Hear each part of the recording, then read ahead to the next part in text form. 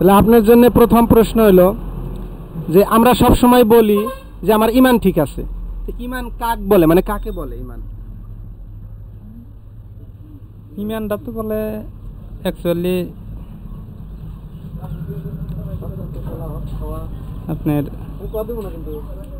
ধরেন হক কামাই করা বা হক পথে চলা, মানুষের হাতে ওই ধরনের আচার ব্যবহার ভালো দেখান, এইটাই ইমানের এক নম্বর অঙ্গ। তার মানে মোট কথা হচ্ছে ঈমান শব্দের একটা অর্থ আছে, হ্যাঁ, এর একটা মানে শাব্দিক অর্থ আছে, ওটা হচ্ছে বিশ্বাস, মানে সৃষ্টিকর্তার প্রতি একটা বিশ্বাস। তাহলে ইয়ার যদি আমি সংজ্ঞাটা বলি, তাহলে সংজ্ঞাটা হইতেছে যে আমি অন্তর থেকে বিশ্বাস করব, আল্লাহরে বিশ্বাস করা, তারপরে ওটা কর্মে বাস্তবায়ন করা, ওটা কর্মে আমার কইরা দেখানো, এটারই মানে আল্লাহর প্রতি বা যত নবী রাসূলের প্রতি, কিতাবের প্রতি যে ঈমানের কথা আল্লাহ কইছে, তো এটা হলো তার শাব্দিক যেটা ব্যাখ্যা আর কি।